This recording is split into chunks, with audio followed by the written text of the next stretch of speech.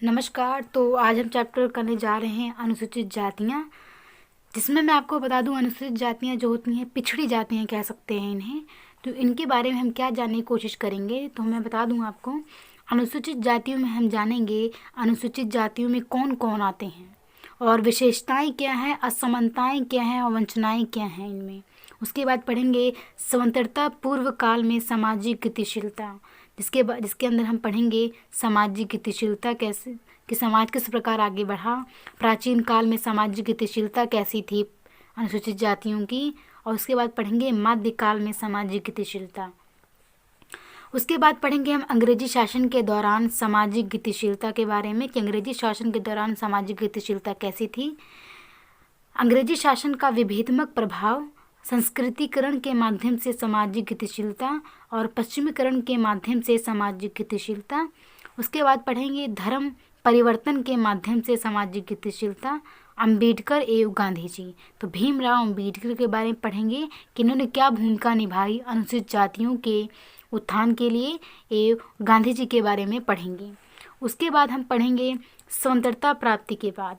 तो अंग्रेजों के बाद हमने स्वतंत्रता प्राप्ति, जब हमें स्वतंत्रता मिल गई तो बाद में अनुसूचित जातियों के बारे में पढ़ेंगे। भारत में संरक्षणात्मक भेदभाव की नीति के बारे में पढ़ेंगे। उसके बाद अनुलंब सक्रियकरण के बारे में पढ़ेंगे और क्षैतिज सक्रियकरण, संस्कृतिकरण, शहरीकरण और वर्तमान स्थिति के बारे में ये पढ़ेंगे। उसके बाद ये हमारा सारा चैप्टर कंप्लीट हो जाएगा। तो शुरू करते हैं ज़्यादा देर ना करते हुए। तो अनुसूचित जातियों के बारे में पढ़ते हैं। अनुसूचित जातियां नामक शब्द साइमन कमीशन ने बनाया था। ये जो अनुसूचित जातियों का शब्द है ये किसने बनाया? साइमन कमीशन ने। साइमन कमीशन ने 1927 में बनाया था। औपनिवेशिक काल में अनुसूचित जातियों के लिए सामान्यतः दलित वर्ग, बाह्य जातियाँ व अस्पृश्य जातियाँ अभिव्यक्ति प्रयुक्त हुई थी। मतलब इन्हें क्या कहा जाता था? दलित वर्ग कहा जाता था। और इन्हें अस्पृश्य जाति, जिसके साथ भेदभाव होता था, तो अस्पृश्य जातियाँ इन्हें इन शब्दों से इनको बुलाया गया था। फर्स्ट गांधी ने इन्हें हरिजन, मतलब हरि ईश्वर का जन, ईश्वर के लोग, तो गांधी जी ने इन्हें हरिजन की संज्ञा दी थी कि ये ईश्वर के लोग हैं। किसने? गांधी जी ने। परंतु भारत सरकार अधिनियम 1935 के पास होने के उपरांत इन्हें अनुसूचित जातियां ही कहा गया। जब 1935 पास हुआ तब इन्हें अनुसूचित जातियां कहा गया। आगे बढ़ते हैं। अनुसूचित जातियों में कौन कौन लोग आते हैं? भारत के संविधान 1950 में प्रावधान किया गया कि किसी भी प्रदेश या केंद्र शासित प्रदेश, किसी भी स्टेट को ले लीजिए, और किसी भी केंद्र शासित प्रदेश में राज्यपाल की सलाह से राष्ट्रपति किन्हीं भी जातियों, प्रजातियों या जनजातियों या उनके भाग, कोई भी जनजातियों या उनके भाग या जातियों, प्रजातियों या जनजातियों के उपसमूह को वशिष्ठ घोषित कर सकता है। वशिष्ठ मतलब एक अपने में एक कह सकते हैं एक अलग, तो एक समूह को वशिष्ठ घोषित कर सकता है। और संविधान के संदर्भ में इन्हें इस प्रदेश या केंद्र शासित प्रदेश की संविधान के संदर्भ में अनुसूचित जातियां माना जाएगा। अनुच्छेद 34 के तहत ये बात कही गई। इस प्रावधान के अंतर्गत भारत के राष्ट्रपति ने समय समय पर आदेश निकालकर देश में अनुसूचित जातियों के नामों को वशिष्ठीकृत किया है। मतलब इनके नामों में कहीं ना कहीं परिवर्तित करके एक अलग ही एक कह सकते हैं एक इनका अलग ही विशेषता प्रदान कर दी इनको, अनुसूचित जातियों को। तो आगे बढ़ते हैं। अतीत में इन समूहों को अनुष्ठानों के आधार पर वर्गीकृत किया गया था। अनुष्ठानों के आधार पर कि जैसे ये काम नहीं कर सकते, ये मंदिर में प्रवेश नहीं ले सकते हैं, तो कहीं ना कहीं इनको अनुष्ठानों के आधार पर बांट दिया गया था, वर्गीकृत कर दिया गया था। इनके साथ संपर्क भिन्न भिन्न स्तरों पर प्रदूषण पैदा करता था। तो कहीं ना कहीं ये कहीं भी जाते थे तो कहीं ना कहीं इन्हें प्रदूषण की तरह समझा जाता था। तो कहीं ना कहीं इनके साथ संपर्क भिन्न भिन्न स्तर का प्रदूषण पैदा करता था। अनुसूचित जातियों की सूची में किसी जाति को शामिल करने के मानदंड में अस्पष्टता के दाग के कारण उत्पन्न होने वाला सामाजिक, शैक्षणिक एवं आर्थिक पिछड़ापन है। सुपरिचित अनुसूचित जातियों में चमार आते हैं व भंगी आते हैं। उत्तर प्रदेश में इन्हें कहा जाता है चमार व भंगी। बिहार, उत्तर प्रदेश, बिहार और पंजाब में तो इन्हें क्या बोला जाता है? चमार व भंगी, बागड़ी व राजबंशी। पश्चिम बंगाल में महार, महाराष्ट्र में माला या माड़िया, आंध्र प्रदेश में कहा जाता है जो निम्न जातियाँ होती हैं। चेरुमन या पुलियन, इन्हें केरल में कहा जाता है चेरुमन या पुलियन। पल्ला ए परिया, तमिलनाडु में कहा जाता है। सारी जो भी इनको स्टेट के आधार पर जो भी सारे बताए गए हैं ये कहीं ना कहीं निम्न जातियाँ हैं। जैसे उत्तर प्रदेश में इन्हें चमार कहा जाता है, जो तो कहीं ना कहीं इनको स्टेट के लेवल में क्या क्या लोग क्या क्या बोलते हैं इन्हें उस आधार पर ये बताया गया है। पल्ला या परिया को तमिलनाडु में कहते हैं, ये शामिल है। बड़े व छोटे प्रकार के अनेक अन्य समूह अनुसूचित जातियों में शामिल हैं। बड़े प्रकार के भी मिलेंगे और छोटे प्रकार के भी मिलेंगे और ये अनुसूचित जातियों में शामिल हैं। आगे बढ़ते हैं, विशेषताएं, असमर्थताएं एवं वंचनाएं। 1991 में अनुसूचित जातियां भारत की कुल जनसंख्या का 16.48% हिस्सा थी भारत की जनसंख्या में, जबकि गवर्नमेंट ऑफ इंडिया के अनुसार इनकी संख्या देश की कुल जनसंख्या का 15% थी। कुल जनसंख्या का ये 15% थी गवर्नमेंट के अनुसार। अनुसूचित जातियों किसी विशेष भौगोलिक क्षेत्र में संकेंद्रित नहीं थी। मतलब एक जगह पे ये नहीं थी कि एक ही जगह पर ये अनुसूचित जातियां रहती हों, किसी विशेष भौगोलिक क्षेत्र में संकेंद्रित नहीं थी। ये सभी राज्यों में पाई जाती हैं तथा इनका अनुपात भिन्न भिन्न प्रदेशों में भिन्न भिन्न होता है। तो इनका अलग अलग प्रदेशों में कह सकते हैं इनका जो जनसंख्या है वो अलग अलग होती है। कहीं पे ज़्यादा मात्रा में मिलेंगे तो कहीं पे कम मात्रा में मिलेंगे, लेकिन ये अलग अलग। अब इसमें बताया गया है, भारत के नक्शे में बताया गया है पूरा कि इनकी राज्य के स्तर पर इनकी जनसंख्या कितनी है। तो सारे आंकड़े दे रखे हैं। आगे बढ़ते हैं। अनुसूचित जातियां आज भी भारतीय समाज का निम्नतम स्तर है, मतलब नीचे का कह सकते हैं, निम्नतम स्तर है। पारंपरिक व्यवस्था में इन्हें अनेक प्रकार की असमानताएं, वंचनाएं व उत्पीड़नाएं दी गई। इन्हें काफ़ी इन पर अत्याचार हुआ। पारंपरिक समाज में कह सकते हैं। समाज के वर्ण प्रारूप में इन्हें सामाजिक व अनुष्ठानिक पदक्रम में बाहर व सबसे नीचे रखा गया। या तो इनको बाहरी कर दिया गया था वर्ण व्यवस्था से, और या तो इन्हें कह सकते हैं इन्हें सबसे नीचे स्थान दिया गया था। अधिकांश अनुसूचित जातियों के लोग अशुद्ध व अस्वच्छ समझे जाने वाले शारीरिक श्रम के कार्यों में लगे हुए थे। मतलब ये बहुत मेहनत करते थे, शारीरिक तौर पर बहुत मेहनत करते थे और इन्हें अशुद्ध व अस्वच्छ समझा जाता था। इन्हें अस्पर्श समझा जाता था। इनका स्पर्श होने पर, मतलब इनको सिर्फ छूने पर ही, इनका स्पर्श होने पर उच्च जातियों के लोगों को अनुष्ठानिक शुद्धिकरण करना पड़ता था। मतलब कह सकते हैं कि अनुष्ठानिक तौर पे, जैसे कोई भी अपने अपने धर्म के अनुसार अलग अलग होता होगा, लेकिन ये शुद्धिकरण करने लग जाते थे जो उच्च वर्ग के लोग होते थे। मंदिरों व उच्च जाति के लोगों के घरों में इनका प्रवेश वर्जित था, मतलब ये नहीं जा सकते थे। श्रवण कुओं से पानी निकालना भी इनके लिए वर्जित था। तो कह सकते हैं जो कुएं होते थे उनसे पानी निकालना भी इनका बहुत वर्जित था। ये पानी नहीं निकाल सकते थे, वहाँ से पानी नहीं पी सकते थे। शूद्रों की भांति इन्हें भी धर्म ग्रंथों के अध्ययन की छूट नहीं थी। इस प्रकार 4 वर्णों में शूद्रों के बारे में सबसे लास्ट चौथे उसमें कह सकते हैं शूद्रों का वर्णन किया गया था। उसी प्रकार ये अनुसूचित जातियों के साथ भी ऐसे ही था, इन्हें धर्म ग्रंथ पढ़ने की आज्ञा नहीं थी। उच्च जाति के लोगों द्वारा प्रथागत रूप से पहने जाने वाले वस्त्र व आभूषण भी पहनने से इनको वर्जित किया गया था। तो कह सकते हैं जो बड़े बड़े उच्च वर्ग के लोग जो आभूषण पहनते थे, बढ़िया बड़े कपड़े पहनते थे, वस्त्र पहनते थे, इनको वैसा सब कुछ वर्जित था, ये नहीं पहन सकते थे। ये उच्च जाति के लोगों को सम्मान देने के लिए बाध्य थे, मतलब मजबूर थे ये उच्च लोग जो थे, बड़े बड़े लोग थे, उनके सामने हाथ पैर या उनको नमस्कार करने का ये कहीं न कहीं बाध्य थे, मजबूर थे। ये प्राय गांव के बाहर बहुत निम्न स्तर के आवासों में रहते थे। तो गांव के बाहर रहते थे और उनका जो स्तर था घर का बहुत ही बेकार था।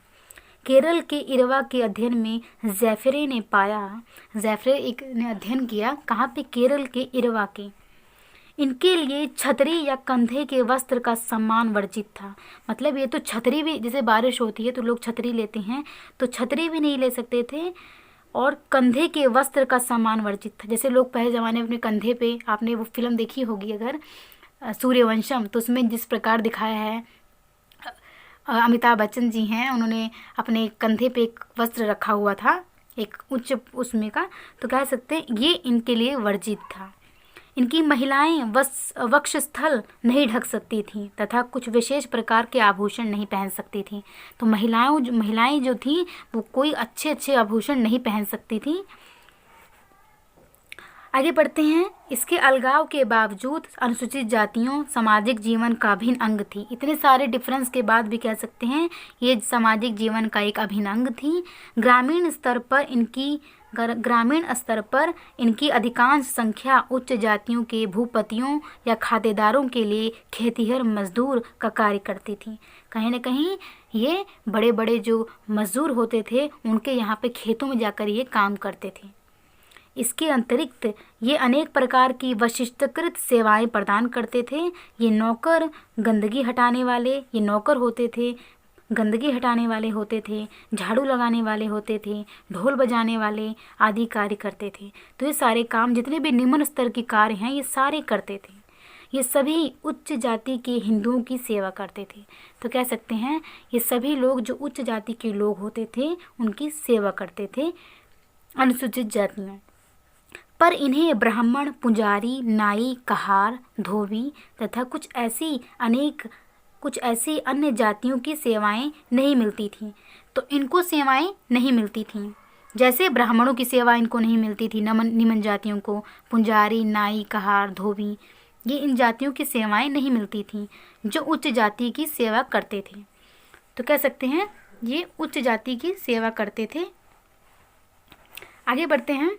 इनकी समान असमर्थताएं व वंचनाओं के बावजूद अनुसूचित जातियों ने ना तो अतीत में अनुष्ठानिक रूप से समरूप श्रेणी वाली थी और ना ही आज। इस श्रेणी वाली विभिन्न जातियों में लगभग वर्ण के प्रारूप जैसे ही एक अनुष्ठानिक पदक्रम पाया जाता है। ये आपस में विवाह नहीं करते और कुछ परस्पर साथ भोजन भी नहीं करते। ये भोजन भी साथ नहीं करते हैं। श्रीनिवास के अनुसार उत्तर प्रदेश में चमड़े का काम करने वाला चमार अपने आप को भंगी से शेषकर मानता है। मतलब जो भंगी जाति के लोग हैं उनसे अच्छा मानता है चमार, अपने आप को भंगी से शेषकर मानता है। कन्नड़ होलैया अपने आप को मद्दिगा से उच्चतर मानता है। तो जो कन्नड़ है वो अपने आप को किससे अच्छा उच्चतर मानता है, उच्च वर्ग का मानता है, मदिंगा से उच्च मानता है कन्नड़ होलैया। वह उससे पानी व पान भी स्वीकार नहीं करता। तो कह सकते हैं जो छोटी जातियों में भी, निम्न जातियों, अनुसूचित जातियों में भी ऐसा होता है, वो भी ऐसा करते हैं। जैसे उच्च लोग उनके साथ करते हैं ना, तो कहीं ना कहीं वो भी ऐसा करते हैं। अब देख लीजिए, ये खुद छोटी अनुसूचित जातियों में आते हैं, खुद छोटी जातियों में आते हैं, लेकिन ये भी अपने आप को ऊंचा मानते हैं। अभी जो कन्नड़ होलैया है कहीं ना कहीं अपने आप को मदिगा से ऊंचा मानते हैं और उनसे न तो पानी और ना ही पान स्वीकार नहीं करते हैं। न तो वे पानी पी सकते हैं, ना ही पान स्वीकार कर सकते हैं। इस प्रकार स्पष्ट है कि अनुसूचित जातियों में अपना स्वयं का अनुष्ठानिक पदक्रम पाया जाता है।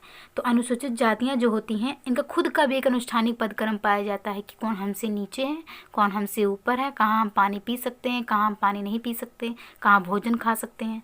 तो कहीं ना कहीं इनमें भी अनुष्ठानिक पदक्रम पाया जाता है। साथ में पारंपरिक व्यवस्था में उन्होंने बेहतर समाज में सामाजिक, आर्थिक व राजनीतिक क्षेत्रों में अनेक वंचनाएं व असमर्थताएं झेली हैं। तो कह सकते हैं हर स्तर पर, समाज में, आर्थिक क्षेत्र में और राजनीतिक क्षेत्र में अनेक स्तरों पर कह सकते हैं इन्होंने असमर्थताएं, अत्याचार समझ लीजिए, इन्होंने झेला है। आगे पढ़ते हैं। स्वतंत्रता पूर्व के काल में सामाजिक गतिशीलता। तो ध्यान से सुनिएगा। ऐतिहासिक तथ्य दर्शाते हैं, इतिहास से रिलेटेड ऐतिहासिक तथ्य दर्शाते हैं कि स्वतंत्रता पूर्व काल में दृढ़ जाति व्यवस्था होने के बावजूद भारतीय समाज में प्राचीन व मध्य काल से ही सामाजिक गतिशीलता विद्यमान थी। मतलब कह सकते हैं कि प्राचीन काल से भी और मध्यकाल में भी, बहुत पुराने समय में और मध्यकाल में भी जो सामाजिक गतिशीलता है वो कहीं न कहीं विद्यमान थी। लोग अपना धीरे धीरे अपना वो बदलते थे। परंतु इन कालों में सामाजिक गतिशीलता के बारे में जानने से पूर्व आइए ये जान लें कि सामाजिक गतिशीलता का तात्पर्य क्या है। तो हम सामाजिक गतिशीलता का तात्पर्य जानते हैं। मैंने बताया था कि निम्न से ऊंचे वर्ग में जाना यही होता है, तो आपको और अच्छे समझ में आ जाएगा। मानवीय समाज अनेक सामाजिक स्तरों में विभक्त है। जो मानवीय समाज है, जो मानव कह सकते हैं समाज है, कहीं न कहीं विभिन्न स्तरों में बटा हुआ है। ये स्तर ऊंच नीच के पदक्रम में व्यवस्थित होते हैं तथा समाज में प्रचलित मूल्य व्यवस्था के अनुसार एक दूसरे से उच्चतर या निम्नतर माने जाते हैं। तो कह सकते हैं कि एग्जाम्पल दूं मैं आपको, तो कहते हैं वो मेरे से नीची जाति का है, मैं उससे श्रेष्ठ हूँ, मैं उससे उच्च हूँ। तो कहीं न कहीं अपने आप को उच्चतर या निम्नतर मानते हैं। परंतु सामाजिक स्तरीकरण की कोई भी व्यवस्था पूर्ण रूप से बंद नहीं होती।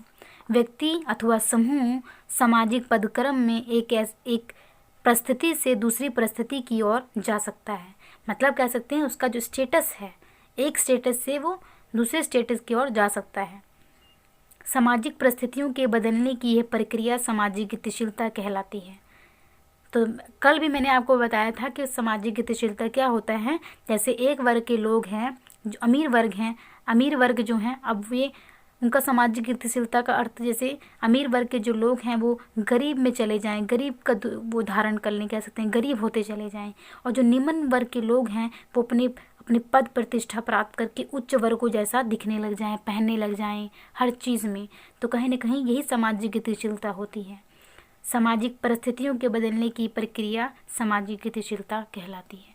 जब अपने समाज में अलग अलग पद धारण कर लें तो कह सकते हैं उन्हें सामाजिक गतिशीलता, उन्हें एक गति प्राप्त कर ली है। सोरोकिन ने गतिशीलता की दिशा के आधार पर 2 प्रकार की सामाजिक गतिशीलताएं बताई हैं। किसने? सोरोकिन ने गतिशीलता की दिशा में 2 प्रकार के सामाजिक गतिशीलता बताई है। पहला है वर्टिकल मतलब अनुलंब, तथा दूसरा है हॉरिजॉन्टल मतलब क्षैतिज। तो 2 हैं, एक अनुलंब है, वर्टिकल है, एक हॉरिजॉन्टल है। किसी व्यक्ति अथवा समूह का एक परिस्थिति से दूसरी परिस्थिति में ऊपर से नीचे की ओर जाना। जैसे समझिए, एग्जाम्पल में समझिए, जैसे बड़े उच्च वर्ग के कोई लोग हों और नीचे की स्थिति में जाना, अपनी पोस्ट के अकॉर्डिंग देख लीजिए। तो अपनी परिस्थिति में ऊपर से नीचे की ओर जाना अनुलंब गतिशील कहलाता है। अनुलंब मतलब क्या होता है? वर्टिकल। तो अनुलंब गतिशीलता कहलाती है जब कोई ऊपर से नीचे की ओर जाता है, तो अनुलंब गतिशीलता कहलाती है। किसी संगठन में उच्च पद को एक अनुसूचित जाति के सदस्य द्वारा पाना, उच्च पद को देखिए, उच्च पद को अनुसूचित जाति के सदस्यों द्वारा पाना तथा एक ब्राह्मण का भूमिहीन खेतिहर मजदूर की भांति काम करना एक व्यक्ति के स्तर पर क्रमशः उच्चानुमुख या पतनोन्मुख सामाजिक गतिशीलता के उदाहरण हैं। तो समझ लीजिए, इन्होंने एग्जाम्पल खुद दे दिया कि उच्च पद से कोई अनुसूचित जाति अपना पद प्राप्त कर ले उच्च पद पर, और ब्राह्मण इतना श्रेष्ठ, इतना उच्च मानने वाला जो माना जाता है, वो कहीं न कहीं भूमिहीन हो जाए, भूमि ही ना हो, भूमिहीन और खेतिहर मजदूर की भांति वो काम करने लग जाए, तो कह सकते हैं वो पतनोन्मुख हो रहा है। तो कहीं न कहीं उच्चोन्मुख वो होते हैं जो उच्च पद प्राप्त कर लेते हैं अनुसूचित जातियों में, और पतनोन्मुख वो होते हैं जो बहुत बड़ा श्रेष्ठ तो है लेकिन उसकी जो स्थिति जा रही है वो निम्न वर्ग है, जैसे भूमिहीन हो रहे हैं, उनके पास खेती ही नहीं हो रही है। तो समझ लीजिए, सामाजिक गतिशीलता के उदाहरण हैं। जो अनुलंब गतिशीलता के 2 प्रकार हैं और वर्टिकल गतिशीलता के 2 प्रकार हैं। इसी तरह किसी व्यक्ति द्वारा लगभग एक ही स्तर पर विद्यमान एक सामाजिक समूह से दूसरे सामाजिक समूह की ओर जाना क्षैतिज सामाजिक गतिशीलता है। एक सामाजिक समूह से दूसरे सामाजिक समूह की ओर जाना सामाजिक गतिशीलता है। खेतीहर मजदूर का औद्योगिक मजदूर बन जाना इसका एक उदाहरण है। तो जो खेतीहर मजदूर है, जो कह सकते हैं ब्राह्मण है, वो मजदूर के रूप में, खेतीहर मजदूर में रूप में बन जाए, काम करने लग जाए कहीं पर, तो कह सकते हैं ये क्षैतिज का एक उदाहरण है। एक सामाजिक समूह से दूसरे सामाजिक समूह में चले जाना। आगे बढ़ते हैं। आई होप आपको समझ में आ रहा होगा। मेरा तो पूरा समझाने का पूरा है कि आपको समझ में आए। आगे बढ़ते हैं। प्राचीन काल में सामाजिक गतिशीलता। प्राचीन काल में सामाजिक गतिशीलता किस प्रकार थी? धार्मिक ग्रंथों के अनुसार पारंपरिक भारतीय समाज की विशेषता वर्ण पर आधारित बंद व दृढ़ सामाजिक स्तरीकरण व्यवस्था थी। किस पे? वर्ण पर आधारित थी और बंद थी, मतलब कठोर नियमों से भरी हुई थी। वास्तव में सामाजिक गतिशीलता समाज में कुछ सीमा तक सदैव विद्यमान थी। संपूर्ण ऋग्वेद समाज मतलब कब से? ईसा से लगभग 1500 से 1000 वर्ष पूर्व की बात की जा रही है। संपूर्ण ऋग्वेद समाज जनजातीय, पशुपालक, अर्ध खानाबदोश मतलब होता है जो यहाँ पे टिके, फिर कुछ दिनों बाद कहीं और चले गए, अपने चरवाहा लेकर वहाँ पे रहने लग गए, तो अर्ध खानाबदोश व समानतावादी था। अस्पष्टता का अस्तित्व नहीं था। पुराने ज़माने में देख लीजिए, ऋग्वैदिक समाज में अस्पष्टता का अस्तित्व ही नहीं था, मतलब भेदभाव जैसा कुछ था ही नहीं, अस्पष्टता का अस्तित्व नहीं था। अंततः अस्पृश्यों का वर्ग भी नहीं था, इनका वर्ग भी नहीं था अस्पृश्यों का। परंतु धीरे धीरे ईसा पूर्व 6वीं शताब्दी तक वैदिक समाज एक ऐसी कृषिक सामाजिक व्यवस्था में परिवर्तित हो गया। जब वैदिक समाज आया तो कहीं ना कहीं जो कृषिक थे वो कहीं ना कहीं एक समूह बनाकर वो रहने लगे, एक सामूहिक तौर पर वो रहने लगे। तो कह सकते हैं वैदिक समाज एक ऐसी कृषिक सामाजिक व्यवस्था में परिवर्तित हो गया। अब लोग कृषि करने लगे, जो वर्ण जाति वर्ग में विभक्त था। अब ये जो वर्ण जाति वर्ग में विभक्त था, बटा हुआ था। प्राचीन साहित्य में अनुसूचित जातियों को अत्यंत, पंचम और चंडाल कहा गया। तो प्राचीन साहित्य में अनुसूचित जातियों को क्या कहा जाता था? अत्यंज कहा जाता था, अत्यंज, और पंचम और चांडाल कहा गया है। ये वैदिक समाज की बात की जा रही है क्योंकि उस समय ये हो चुका था। आगे बढ़ते हैं। परंतु तब भी सामाजिक स्तरीकरण पूर्णतः बंद नहीं था।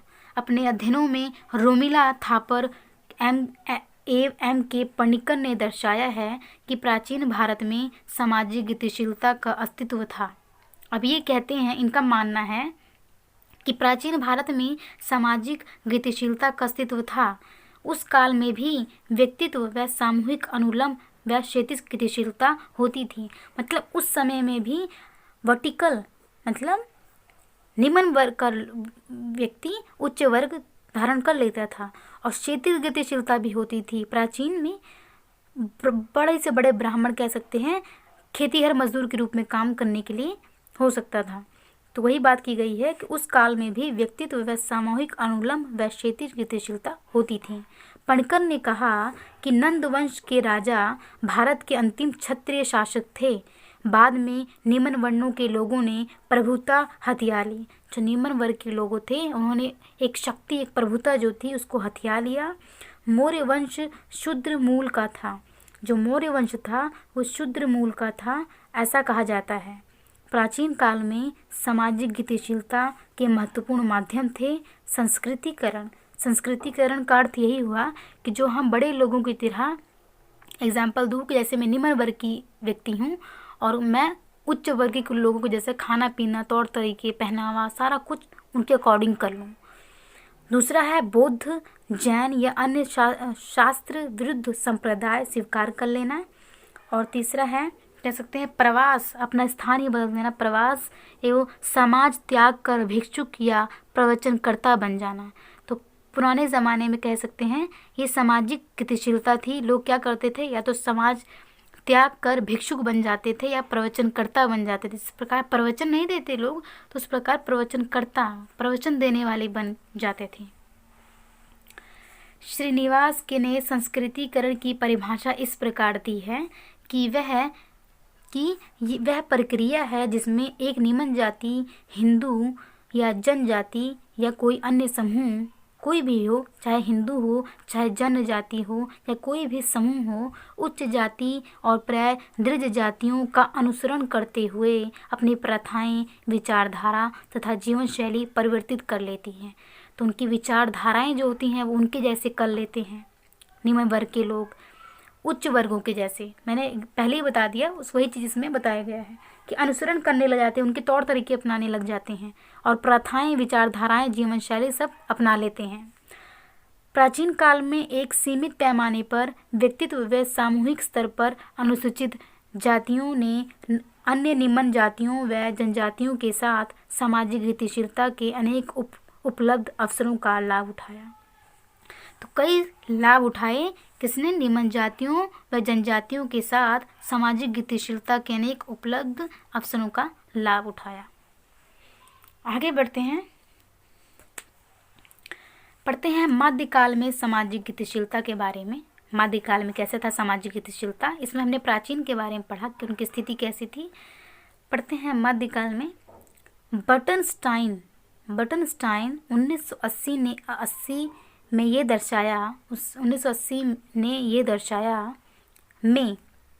दर्शाया कि भारत में मध्यकाल में सामाजिक गतिशीलता विद्यमान थी। मध्यकाल में भी सामाजिक गतिशीलता विद्यमान थी। सामाजिक गतिशीलता के प्राचीन माध्यमों के अतिरिक्त इस काल में इस्लाम में धर्म परिवर्तन और भक्ति संप्रदाय के दो नए अवसर खुल गए। इस्लाम में धर्म परिवर्तन और भक्ति संप्रदाय के दो नए अवसर खुल गए। इस्लाम में समानता व भ्रातृता पर दिए जाने वाला महत्व तथा शासक वर्ग से जुड़ने एवं ऐसे ही अनेक भौतिक कारणों ने हिंदू धर्म के छोटे छोटे भागों को धर्म परिवर्तन के लिए प्रेरित किया। छोटे छोटे हिंदू धर्म के लोग थे, उन्होंने इस्लाम धर्म को क्यों अपना लिया? क्योंकि इस्लाम में क्या उस समय था कि इसमें समानता दिखता था, भाईचारा था और इनका जो राजा होता था सीधा उनसे जुड़ने का मौका मिलता था। और कह सकते हैं भौतिक कारण भी, जो चीज़ें हैं, आलीशान चीज़ें थीं, उस कहीं ना कहीं उससे भी जुड़ने का इनको मौका मिलता था। तो कहीं ना कहीं हिंदू धर्म के छोटे छोटे लोगों ने, छोटे छोटे वर्ग के धर्मों ने कहीं ना कहीं इसको अपना लिया। ये लोग निम्न व उच्च दोनों हिंदू जातियों में से थे। ये निम्न वर्ग के भी होते थे और उच्च वर्ग के भी होते थे हिंदू, जो इस्लाम धर्म को अपना लेते थे। कुछ अस्पृश्यों ने भी अपनी सामाजिक परिस्थिति ऊंची करने की आशा में इस्लाम अपना लिया। अब कुछ जो अस्पृश्य लोग थे, जो जिनके साथ भेदभाव पहले होता था, अस्पृश्य वर्ग के लोग थे, इन्होंने इस्लाम धर्म क्यों अपनाया? ताकि इन्होंने सोचा कि जो हमारी सामाजिक स्थिति है, जो हमें नीच कहा जाता है, चमार नहीं, हमें नीचा वर्ग कहा जाता है, हम अपना धर्म बदल लेंगे तो हमारी जो स्थिति है, जो हमारा स्टेटस है, वो उच्च हो जाएगा। लेकिन ऐसा नहीं हुआ। इस्लाम धर्म में भी ऐसा नहीं हुआ। आगे आप पढ़ेंगे तो आपको पता चलेगा कि इनके साथ ऐसा नहीं हुआ, इस्लाम में भी बट गया था। तो आगे आप पढ़ेंगे। इन्होंने इस आशा में परिस्थिति ऊंची करने की आशा में इस्लाम धर्म अपना लिया, लेकिन इनको अधिक लाभ नहीं मिला। इम्तियाज अहमद के अनुसार, अब एक ये इम्तियाज अहमद हैं, इनके अनुसार परिस्थिति की असमानताएं अभी भी पहले की तरह बनी हुई है। अभी भी जो स्टेटस कह सकते हैं, असमानताएं हैं, अभी भी पहले की तरह बनी हुई है, परंतु इस कारण हो सकता है कि उनका अपना मनोवैज्ञानिक पूर्ण मूल्यांकन हुआ हो। दूसरी ओर गौस अंसारी कहते हैं, गौस अंसारी के अनुसार भारत में मुस्लिम समाज स्वयं स्तरीकृत हो गया था, परंतु यह माना जा सकता है कि हिंदू व्यवस्था की तुलना में मुसलमान बनने पर इन्हें कम प्रतिबंधों व विलंघित होना पड़ा। मतलब कहीं ना कहीं इन्हें मुसलमान बनने में इन्हें अलग क्या, इसमें वैसे दिखाया नहीं गया क्या इन्होंने लिखने का क्या प्रयास किया है, लेकिन इसमें यही बात है कि जो हिंदू समाज है वो मुस्लिम तो बन गया, लेकिन मुसलमानों में भी कहीं ना कहीं यही बात थी कि उन्होंने जो निम्न वर्ग के हिंदू जो थे, उन्होंने मुस्लिम धर्म अपना लिया, लेकिन उनके साथ उस समय भी ऐसा ही भेदभाव होता था। मतलब कह सकते हैं कि मुसलमानों में भी विभाजन हो गया था, ऊंच नीच, तो कहीं ना कहीं उसमें भी ये बात हो गई थी। आपने पढ़ा होगा, मैंने आपको बताया था, सैयद बताया था, काफ़ी मैंने पढ़ा, मेरे दिमाग से निकल गया है, लेकिन मैंने आपको पढ़ाया था कि उस समय भी ऐसे वर्ग, कई कई सारे विभाजन, कई सारे वर्गों में बट गए थे इस्लाम में भी। तो कहीं ना कहीं जो अस्पृश्य जाति के लोग थे, इन्हें निम्न ही दर्जा मिला, इनको उच्च दर्जा नहीं मिला था। तो आगे बढ़ते हैं। अन्य जातियों के साथ साथ अस्पृश्यों को भक्ति आंदोलन ने सामाजिक गतिशीलता का एक नया अवसर प्रदान किया। कबीर एक जुलाहा, रैदास एक मोची, कबीर जो थे एक जुलाहा थे, रैदास एक मोची थे तथा निम्न जातियों के कई अन्य व्यक्ति भक्ति आंदोलन के प्रमुख संत बने। ये भक्ति आंदोलन के संत बन गए। भक्ति संतों के अनुसार सच्चे प्रभु भक्त अस्पृश्यों के लिए भी मोक्ष संभव था। जो जो सच्चे भक्त होते हैं, चाहे वो अस्पृश्य ही क्यों ना हो, उनके लिए भी मोक्ष संभव था। आसाम के महान भक्ति संत शंकर देव ने गाया कि जिस चंडाल की जिह्वा पर सदैव हरि संदेश रहता है, वह सर्वाधिक सम्मानीय है। इसके अतिरिक्त अनुसूचित जातियों में संस्कृतिकरण तथा प्रवास जैसे पूर्ववर्ती भागों से सामाजिक गतिशीलता होती रही थी। तो कह सकते हैं कि कहीं न कहीं ये बढ़ता ही था पहले भी। फिर भी अनुसूचित जातियों में बहुत सीमित पैमाने पर, मतलब बहुत कम पैमाने पर, बहुत सीमित पैमाने पर सामाजिक गतिशीलता हुई। अनुसूचित जातियों में कम मात्रा में, लेकिन सामाजिक गतिशीलता उनमें हुई। और मध्यकाल में पारंपरिक असमर्थताएं तथा वंचनाएं से उनकी एक बड़ी संख्या ग्रस्त रही। अगर बात की जाए मध्यकाल में, तो बहुत बड़ी संख्या में कहीं न कहीं उन पर अत्याचार हुए, उनके साथ असमानता व्यवहार किया गया, छुआछूत जैसा व्यवहार किया गया, तो काफ़ी बड़ी संख्या में वह ग्रस्त थे। तो आज हमारा चैप्टर मतलब आज यही समाप्त करते हैं। अगला हम शुरू करेंगे। आज के लिए इतना ही। Thank you so much. ये क्वेश्चन दिए गए हैं जैसे, तो अगर आपके पास बुक होगी तो ठीक है, नहीं मैं यहीं पे स्टॉप कर देती हूँ, ताकि आप अगर पढ़ना चाहें तो आप पढ़ सकते हैं। तो आज के लिए इतना ही। Thank you so much.